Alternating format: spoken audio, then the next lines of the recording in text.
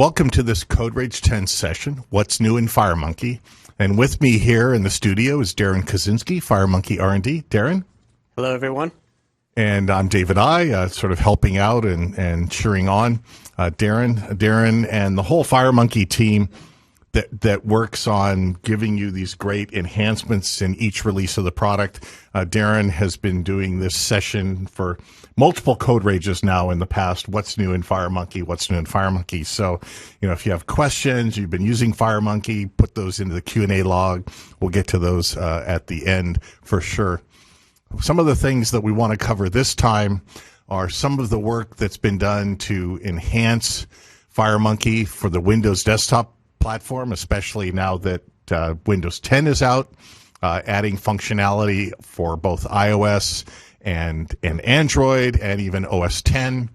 Some enhancements that we need to make, for example, I'm sure because of changes in things that Apple has been doing, Google has been doing with Android and so on, and just adding functionality. So given this whole list, Darren, is there something you just want to, at a top level, before we drill down, talk about some of the things behind the work that you and the team have been doing and what was actually done and how it helps developers? Yeah, there's a few things that really kind of stand out. Since the last Code Rage, we've had the two releases. We had XE8 and Rad Studio 10 Seattle. In each of those, we had quite a few changes to the framework, all to support more cross-platform development and multi-platform development.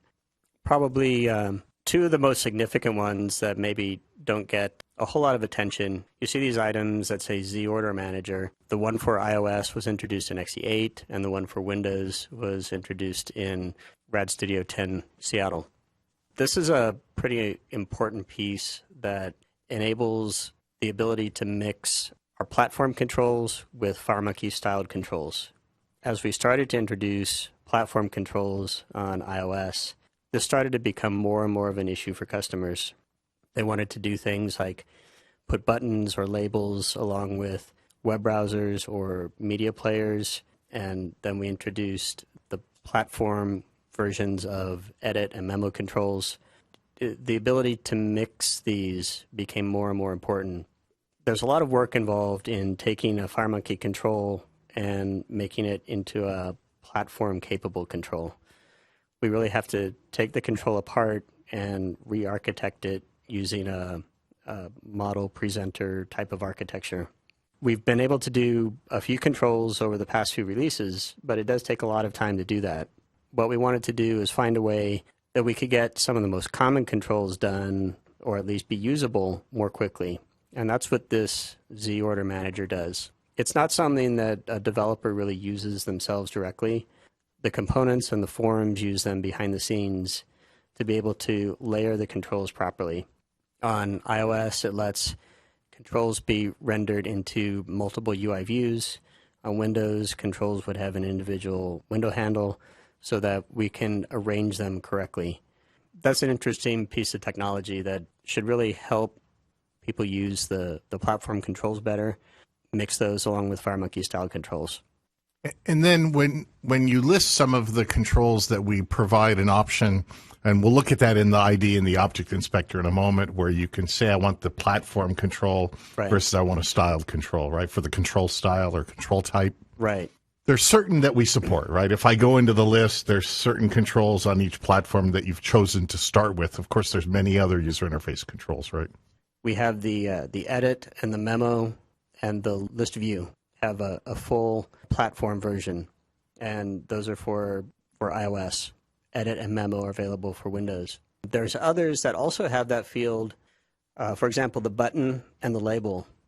Those are controls where we've made use of the Z Order Manager, where you can select for example, a platform version of a button, and what's actually rendered is a FireMonkey-styled button. FireMonkey handles all the control, but it does it in a way using the Z Order Manager that it can work along with native controls. Let me just bring up, and I'll say, for example, we're doing this session for both the Delphi track and the C++ builder track, or Pascal and C++, but I'll just choose one because we're really thinking more in terms of the user interface here and the designer as opposed to code that you would write behind, right? Right, yeah. This is a design time selection that you make. So here I might, for example, put an edit box down, and we'll just stick that up somewhere, and we'll go and look at control type down here in the object inspector, and there's the two choices, right? Right. The default is styled, and that's the typical FireMonkey styled control. The default style is our style that emulates the platform. That gives you the maximum cross-platform flexibility. When you run this control on Windows, it'll look like Windows control. When you run it on iOS or Mac, it looks like the appropriate control. On Android, similar. So the FireMonkey styled control is the typical FireMonkey control that we've always had. The platform control will render this edit. On iOS, it'll be a native UI text control. And you see when you choose platform, the control adds a little icon to it in the designer. And that's your indication that this will be rendered as a platform control. Now, when you select a platform control, you can still run this on platforms like Android or Mac OS where we don't have the platform implementation. And what FireMonkey does is it will use the styled presentation on those platforms. So if I hit run right now to run this on Windows, will this be, I guess, since we support edit styled now on Windows 10 or in 10 Seattle, right? It'll be a native control. This right? would be a native control, Okay. right? If you were to run this on Android or on Mac, then it would actually show a styled control here. Okay. Now I can mix, right? If I add another control, what would be an example? Maybe a tab control or a panel or something that's not platform styled. Is that the right choice when I want to start thinking about Z order and mixing these? Sure, you can do things. You can use tab controls. You can use things like our multi-view control. So if I put a multi-view, for example, and here's the little navigation pane, right, of the multi-view. Right. Yeah. And that does that have a control type?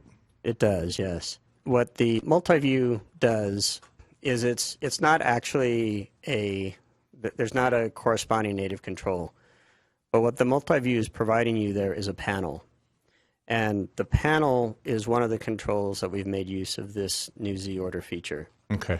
So that the panel can host platform controls.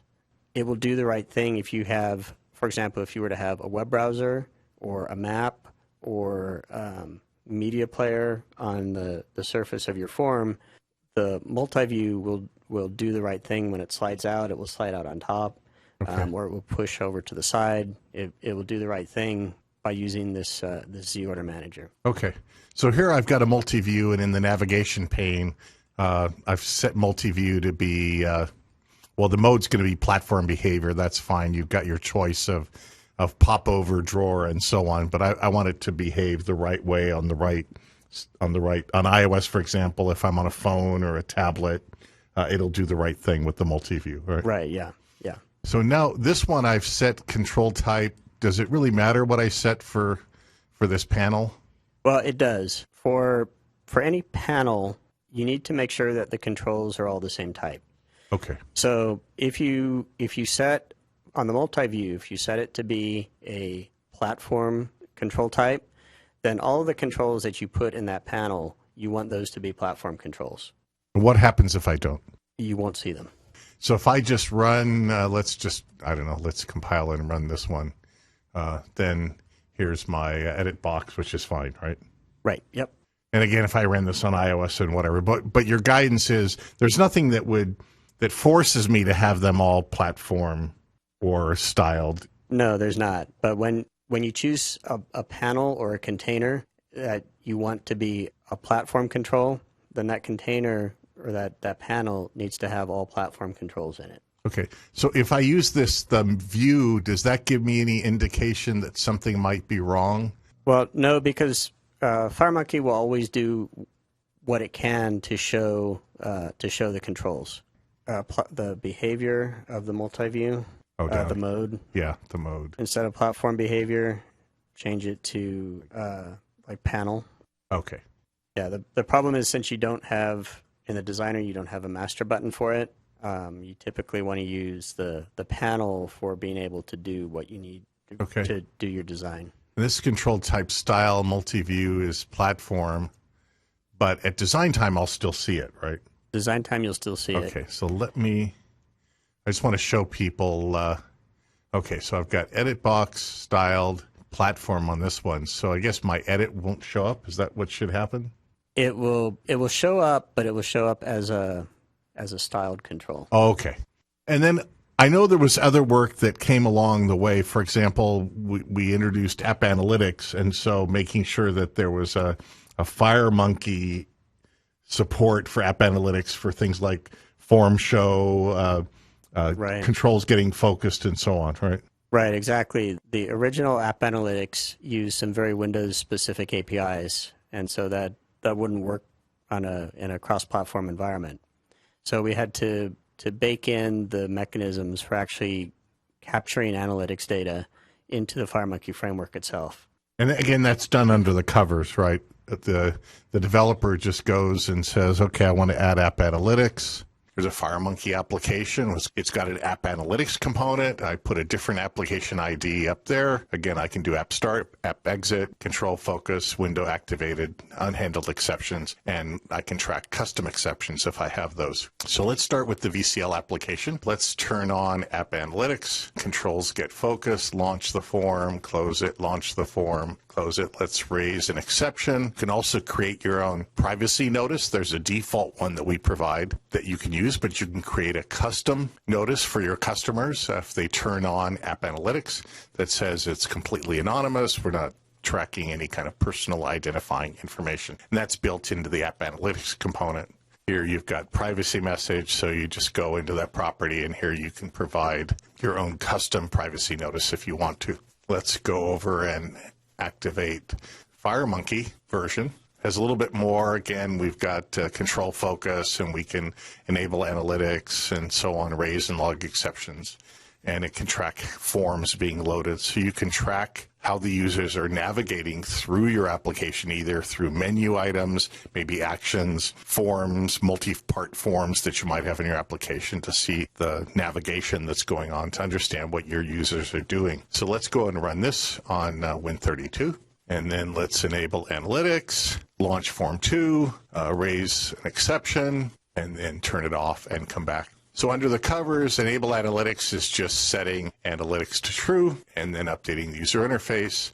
We've got a form show going on here. Here's that raise exception. We have a pointer to a form, and so when we try to call form show, then it gets that exception. And then we'll go over to the multi-device project. And as I did before, I've got my app analytics key and so on. I've got the option set to include custom as a choice. And again, the button event handler is just going to pass the parameters to the track event method. We can choose different platforms. So for example, we can run this on Win32. There's the privacy notice that comes up, and we've got a couple events firing with different times. Same with 64-bit. We can use Android. So we'll target my Samsung Galaxy S4. There's the splash screen. There's the privacy notice. And you can customize that how you want. And we'll click the button and send a few custom events to the App Analytics server. I know there were a couple other things that we had to do specific for iOS 9, and there's a workaround where we had to go into the info P list because under the covers, I think web browser, anything that made an HTTP call under the covers, Apple had this new restriction where you had to tell the operating system that your application is okay to use HTTP versus HTTPS, right? Right. Apple wants all communications out of the device to be encrypted.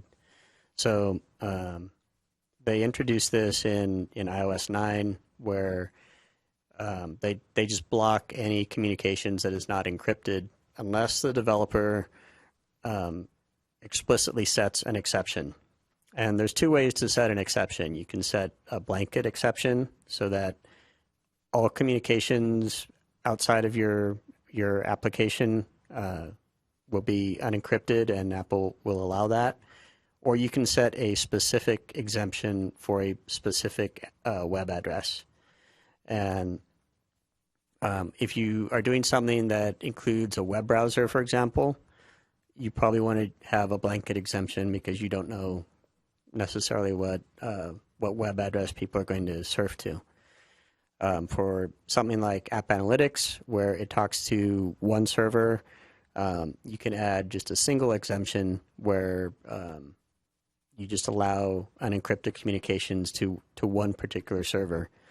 And this is true not just for App Analytics, but for any type of communication that an application does. Anything that uses HTTP, Apple wants it to all be encrypted to use HTTPS instead. So if you use the Indy HTTP component, for example, and you just want to do regular HTTP. Right. So one of the things Darren helped me with when I updated my iPhone 6 to iOS 9, and I wanted to do the App Analytics part, which uses HTTP currently under the covers, right. Was figuring out how to set up everything for Apple's new app transport security feature. And then I also said, well, web browser's another one. So Darren helped me, and I did a blog post, and we'll get that URL, but you can just search for, David I. from the FireOS transport security feature. But Darren showed me the two ways, and if you want to go through these option 1 and option 2. Yeah, the option 1 that you have here, it basically disables the app transport security. So it allows any kind of unencrypted communication from your application outside of the device. So this requires adding a key to the info P list. It requires making a custom info P list. So it's a pretty simple thing to just add the text to it. Option 2 adds a specific exemption for a specific domain. And you see in this case, it's adding our App Analytics server to allow insecure HTTP. There's a couple things that people can get stuck on with making a custom info P list. It's something that we do need to probably in the future make a little bit easier. For the current versions that we have, making an info P list, the easiest way is to build and deploy your application to the device first.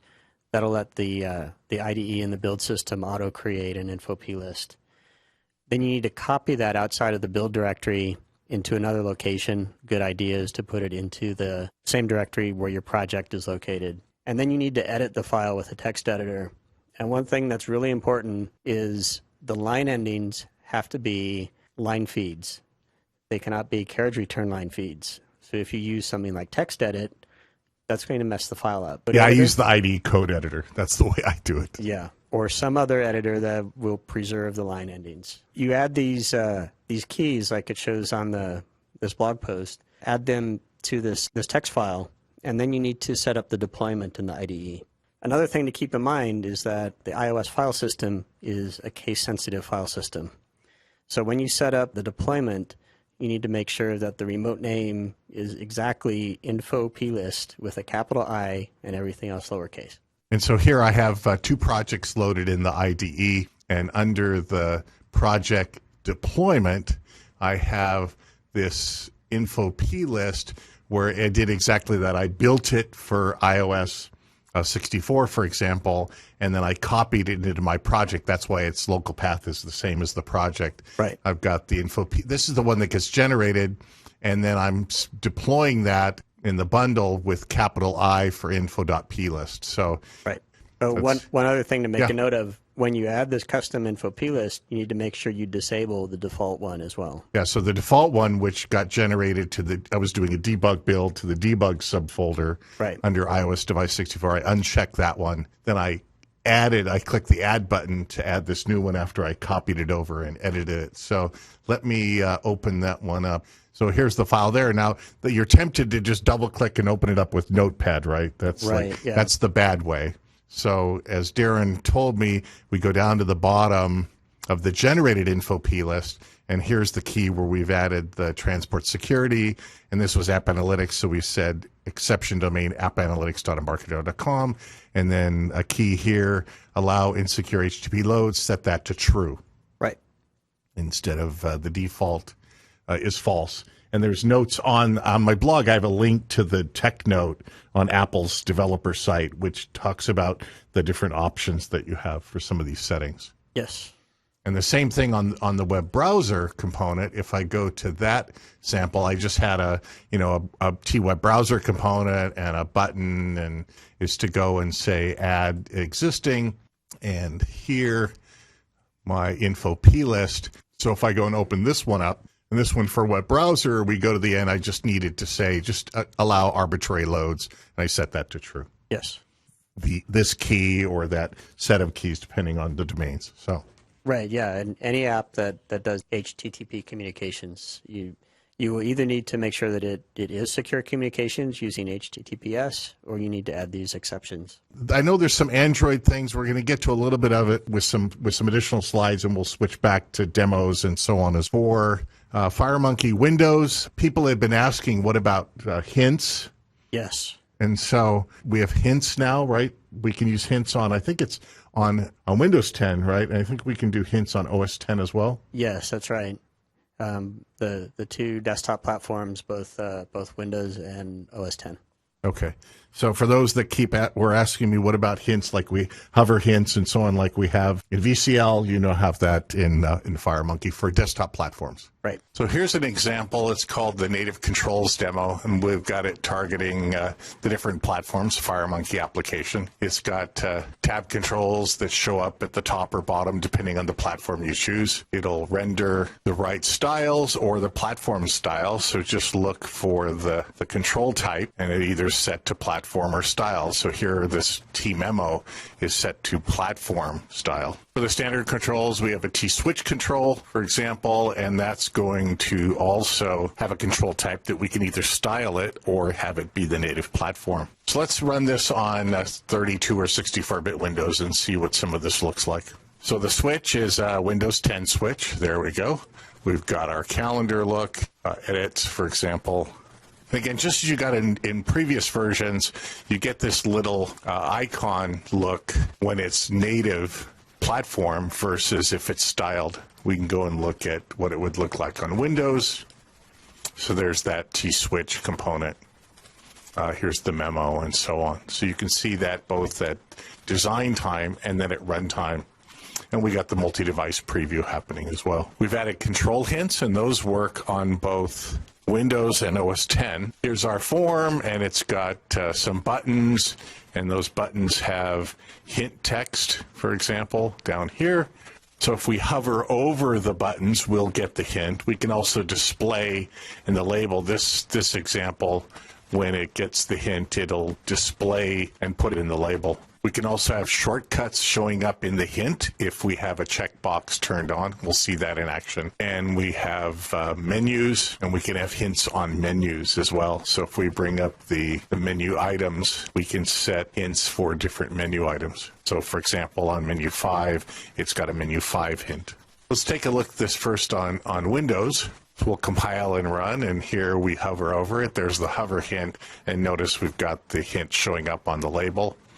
There's the buy button, and then here's the hello hover hint. And then if we have form show, then we'll get the hint for the parent. If we turn on this checkbox, then the parent is the form. For menus, we can have the hints show up. There they are, 5 and 6. Here's an example of a shortcut that goes along with an action. So the Control A, we can turn off that, and then we just get the hover hint. Let's run this on OS 10. So we've got our application. Let's hover over. There we go. There's the hint. Parent show hint is not turned on. So let's turn on a form show hint. There it is. Here's the hint value menus. So there's the menu 3, menu 4 hint. And those are the mouse hover hints working on Windows and OS 10. Native rendering, but it talks about when we use platform native versus using the GPU-driven control rendering. Right. Yes. When you use the FireMonkey rendering, FireMonkey will let you do things like custom styles. So especially if you don't want to use the standard default style, the platform style that we use, if you want to use one of our premium styles, or a custom style that you've made yourself, that's when you want to use the standard styled control. When you want all of the rendering features of the native platform, that's when you would use the platform control. And that's especially relevant on iOS, where you have some features, like some text input features that you get. Like word substitution or word completion or replacement, right, for example? Right. Yep. Because we did have, cut, copy, paste, those kinds of things. Cut, right? copy, paste is there. Yep. We have the magnifier loop. That works with both the styled and the platform control. Drag and drop was new and added in the latest release for 10 Seattle, right, with FireMonkey? We've had drag and drop, but we made some big improvements to it. One of the you can always drag and drop within your application. That capability existed, but particularly on the Mac, what wasn't supported is being able to drag and drop outside of the application. And so we enhanced the drag and drop feature to add that capability. I'm always looking for these new services. We've talked about this in past code rages for FireMonkey and how parts of FireMonkey functionality, how it looks on the different platforms, is it looks to see if there's a service available. Is that correct? Right, exactly. So if there's a dialogue service or a menu service, because phones don't have menus or menu services, they don't have mouse, so there's no mouse service, right. Those kinds of things. So here, IFMX drag drop service is one of those new services, for example. Yes. Yeah, that's what the service is intended for. It allows a component developer or an application developer to easily check to see if a service is available on the platform, and then they can use it. So let's take a look at drag and drop in action on Windows and OS X. So here's a simple example. It's got an edit box, and we've got two radio buttons where we can take the input from the edit box and have it show up down here in this text control. And we can also use that and to get the bitmap image of what appears down there in the application. We look at the code behind. It says, is the text edit not empty? And does the platform service support IFMX drag and drop? And if that's true, then we get the service as a return. If we do a mouse down on the control and drag it, then we'll get the drag data to either be the text, if we have the text radio button, or an image if we have the radio button for dragging the bitmap. And then it will begin the drag, and then the drop is handled inside of the runtime library. And then we free the drag image. So let's run this on Windows first. I'll bring up Microsoft Word, and we'll put some text in here. And then drag as text, we'll drag that over, and there's the hello world. And then drag as image, we'll drag that over, and now we have an image inside of Microsoft Word, or whatever the target application might be. We'll go back and run this on OS X. So here's our application, and I'm using the Notes application that comes with OS X. So we'll put in hello world and have drag as text, and we'll drag that over, and now we have the hello world text in our new note. And we'll also drag as an image, and now we have an image in our notepad as well. So there's also C++ examples for the new capabilities in FireMonkey, including the drag and drop. Here it is, same exact form.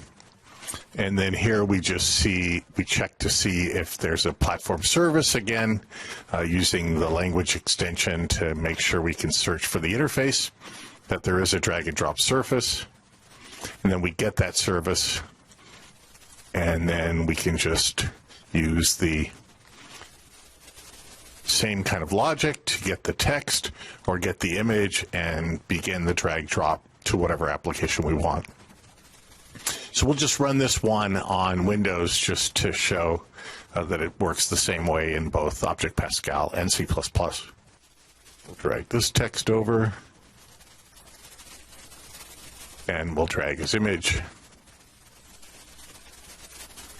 There's the same application working in both Object Pascal and C++. let's look at the enhancements to the FireMonkey Style Designer. The FireMonkey Style Designer is integrated into the IDE. So one of the enhancements is with the stylebook component. So the stylebook component now supports a collection of styles for various platforms.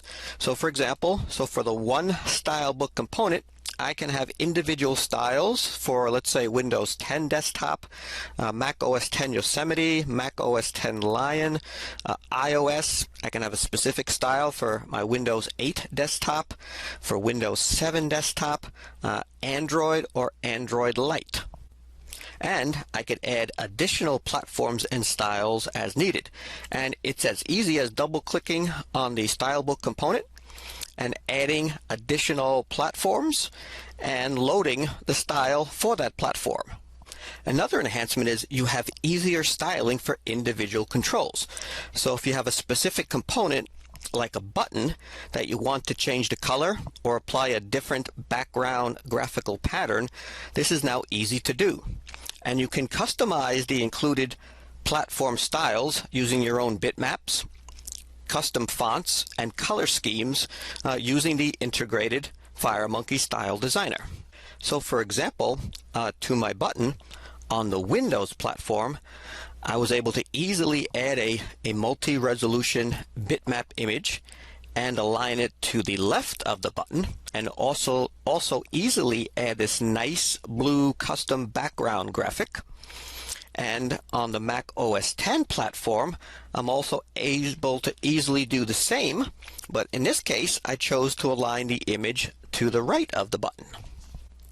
And it's easy to do this just by selecting your control, right-clicking, and saying Edit Custom Style. This brings up the FireMonkey Style Designer.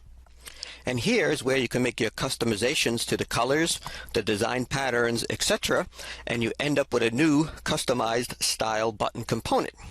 To add the image to the button, first I selected the button, and then from the Button 1 Style T Layout from the tool palette, I dropped a T-image component onto the button, and then for the T-image component, I aligned it to the left. I made some changes to the margins, and then for the actual image itself, we used the T-image multi-res bitmap property, and we load in the image that we wanted to use. It's that simple. And to change the graphics for the background of the button, first in the structure pane, we select background. And in the object inspector, there's a property called normal link. When we select it, it brings up the bitmaps link editor. So here is where you can change the graphics for the different states. So for example, normal link, or when you control focus using focus link, or when you mouse over a control, like hot link, and you also have press link. Then you would click on the image plus to add your new graphics. I'm using this graphic called blue button. And then you can change and use your custom graphics. You would position the grid lines for the new graphics and apply it to your control, in this case my button. So now our custom one button has our new background graphics with this nice image, and you can see it at design time. So that's great. And we've talked a little about Android, but I wanted to make sure that we go and review and think again about things that were done for FireMonkey and Android. And one of the things was people like this new sort of touch animation. If you touch on a button, it kind of does this nice press animation kind of thing. Can you talk a little about what's going on there? Yeah, that's part of the new Google Material Design that they introduced with Android 5, the Lollipop release. It adds a kind of common style across all the Android controls. The first implementation that we've done of this is the touch animation. When you press on something or touch something, you'll see the touch animation. If you put a button press and you keep your finger on it, you'll see the animation will grow eventually to fill up the entire control. So it has a very native look and feel to it. So here I have a simple one-button form application. I'll enable Android. I've got my Samsung Galaxy S4, which is running Android 5 Lollipop. So here we have our button running. And again, I don't know with GoToWebinar whether it's going to show up or not because everybody's doing screen grabbing and so on. But if I tap the button, that's one thing. And you kind of see an effect as it grows out. But You're saying if I hold it, oh, that was nice. Yeah. If I hold on the button, you'll see it. Yeah, you can see it here. When you see it on the actual device, it looks a lot more native. All right, is there anything else in the world of Android? There is some new stuff for Android, too. We did a lot of work both in XE8 and in Rad Studio 10 Seattle to improve the way that FireMonkey apps work with the threading environment of Android. Unlike Windows or Mac or iOS, where the applications run basically in a single thread, on Android there's actually two threads that are running. There's a thread that's running in the Java environment, and that spawns a thread that runs in the native environment, and then there's JNI calls that go back and forth between those threads, and they synchronize. That can be a delicate dance at times, particularly during application startup, and when applications are shut down and relaunched, or they go in the background and relaunched, especially true if it's something that happens quickly. So if you, for example, hit the home button and then realize you didn't want to close, you try and go back to the application very quickly, the threading model can get very complicated at that stage. And so we've done a lot of work to improve the stability and reliability. And in particular, in Rad Studio 10 Seattle, there's probably the biggest jump that we've made in the stability of that kind of operation. Also on Android, we made some improvements and enhancements to being able to both send and receive intents. So here we have a C++ project group for an Android intents example. Got a sender and a receiver. So Darren, why don't you tell us a little about these applications? The Android intent system, you can kind of think of it as being similar to shell execute on Windows. It's what does inter-process communication. Whenever an application launches, it launches with a particular intent. By default, the standard intent is a launch intent, which just basically starts the front page of the application. That's what the default Android process loader does. An application can be launched with a different intent and take you to a different part of an application, for example. That's how, like when you click on a web link, it can open up an application. That's what the intent system does. So this is a sample that shows how to send and receive an intent with a FireMonkey application. Sending an intent is something that has been possible for a long time, and receiving an intent is something that we've been able to do via a push notification in the past. When you receive a push notification, you can tap on the notification and launch a FireMonkey application with that whatever intent has been defined in the notification. What we've done in Rad Studio 10 Seattle is we have made it possible so that it doesn't have to be through a push notification. It can be through any arbitrary intent. You can send an intent from another FireMonkey application or from an application of some other type. You can launch a FireMonkey application with that intent. This application is the sender. So it has a couple buttons that sends different pieces of text. One is just a little trivial C++ hello world function.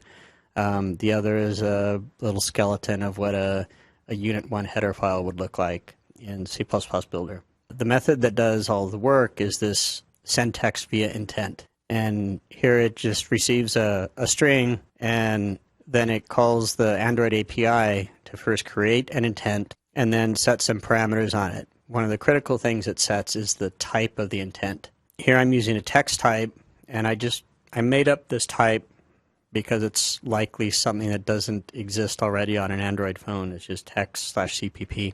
You have to set the action for the intent, which is, in this case, is to view the content of what's being sent, and then it sets the extra text parameter to be the text that we want to send. Then the next thing it does is it calls the Android package manager to see if there is something on the device that is registered to be able to handle this type of content. So the type of the content here is text/CPP. So it calls the package manager and it asks, do you have anything that can handle this intent? If it does, it will return one, and then we launch the activity with this intent. If the package manager says it doesn't have anything to handle this, then it will fail that test, and we can show an error message. And then over on the receiver side, we have some code, right, in the form create. Yeah, what the form create is doing is it's seeing if there's an application event service, and if there is, it's setting up an event handler to handle the startup so that when the application starts up, it can look to see what intent it was started with. If a particular intent was provided, it can handle that intent action. In this case, the intent action that we're looking for is an intent that contains text to be displayed. When the application is launched, if it's launched with an intent, it will get into this method, and we will validate that the intent has data, and then extract the data. And if we got extra text in that intent, then we just display it in a memo. And so to test these, we just need to make sure that the receiver is on our device, and then we'll do that by running, right? Because I haven't deployed it over there before. Right, yeah. You just need to make sure that the receiver is on the device. There is something that you have to add to the Android manifest as well. You need to, in the manifest, you have to indicate that the application can handle a particular intent type. Okay. And after we show this running, I can have you bring up the Android manifest and show you what that is. Okay, so over here I'm running the receiver, and then when it's done loading, it just says, okay, it's there now. So if we look at the Android manifest. Yeah, and if you look down towards the bottom, you see there's a section that's labeled intent filter. Yep. That section already exists, and the first two items, the main action and the category of launcher, those already exist. That's the default intent for launching an application. The last section here indicates when this application is installed on the device, it tells the Android package manager that this application can handle an intent of the type action. It's browsable. It can become the default for this type of file type, and then it sets the MIME type. Here, this is the same that was set in the source code, text/CPP. So now we have the sender popping up, and there's the splash screen. So then just hit one of the buttons. And so this is now trying to launch an application. In your case, you have an application that is probably already registered to handle any MIME type of text. You can choose to open this with the FireMonkey CPP receive intent, and you can tell it either just once or default. And that is the text that was received via the intent from the sender application. With that, Darren, thank you so much for walking us through what's new in FireMonkey. Sure. For this Code Rage 10, and now it's time for your questions. Okay, David I here, and with me in the C++ stream is Darren Kosinski. Darren? Hello. Excellent. Okay, so we've got a few questions in.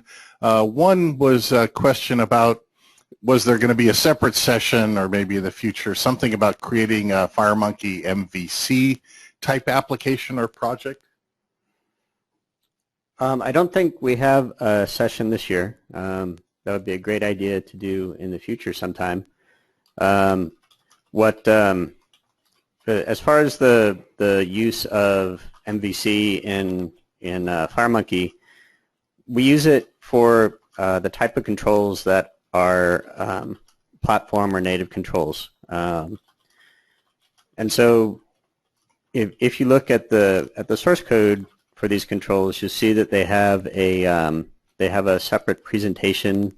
The presentation of the control is separate from the model of the control. And in theory, it should be possible to probably make a custom presentation if you wanted to. But we don't really have a demo or a session of that at this time. Okay, so it's really done under the covers, so that, as you saw in the demos, we just have we say that's platform native versus styled, and that works again across all the platforms as opposed to just being an iOS specific architecture, right? Right, exactly. It's the mechanism that we use to be able to make it easy for users to just use a component and set a single property on it and have it do the right thing on each platform. Yep. Okay. And then there was another question about what if there's no drag and drop service, building a multi-device app, want to drag to different controls like tree view, list view, list box or whatever. If there's no drag and drop, for example, like Android and iOS, because there's no mouse service and no drag and drop service, maybe talk a little, and we mentioned that, how your code can test to see if a service is available and then act appropriately if you want to do platform-specific things. But what about if there's no drag and drop, and what about different drop targets? Well, the whole idea behind platform services is that it does let you test to see if the environment that you're running in supports a service. So whenever you're using a platform service, it's always a good idea to not assume that service exists. In the case of drag and drop, like you say, some platforms are able to support it, some are not. Some controls support it. So if you're in an environment or working with a control that does not support it, then you may want to develop an alternative way of doing things. Maybe you want a context menu, for example, or some other menu item that would like move an item up or move an item down. Things like the list box, you should be able to do drag and drop on that, I believe. List view, tree view, I'm not sure off the top of my head. That may support, that may be a drop target. I'm not sure. Okay. Not sure about tree view. I'm trying to type and chew gum at the same time. It's not easy. Okay, if you have other questions for Darren, he's here for another few minutes, and then he's got to head over to the Pascal track.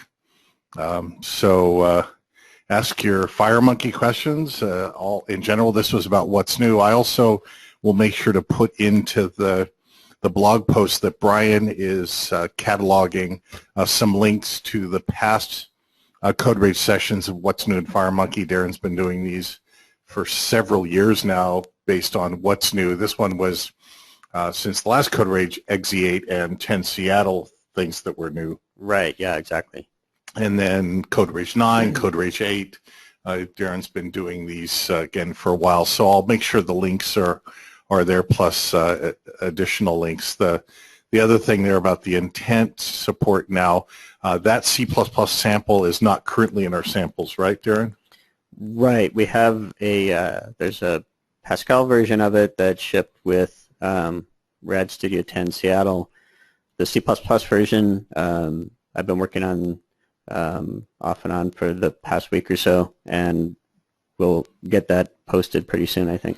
Yeah, so you can always look to SourceForge and do an update of your samples from the Subversion repository on SourceForge. Just put Rad Studio SourceForge. Right, yeah, exactly. And then if it's going to take some time for it to get up there, I'll keep with Darren, and if not, I'll get his permission to zip it up, and we'll put it in Code Central, and put a link to it on the Code Rage page. But the goal is always to, when we have these samples, just get them in SourceForge, and then you can pull them down and synchronize your samples. So right, exactly. And that's the best way. And periodically go into your samples folder, right mouse click, and if you've got a Tortoise SVN or some Subversion tool, to do a refresh, because when we find things, we update the samples as well, and fix problems in the demos and samples, and add new ones. So refreshing from SourceForge, Rad Studio is a good thing. Yeah, exactly. Okay, Darren, thank you very much for doing that long session, and I'll let you go over to the Pascal room. Thanks. Oh, great. Thank you.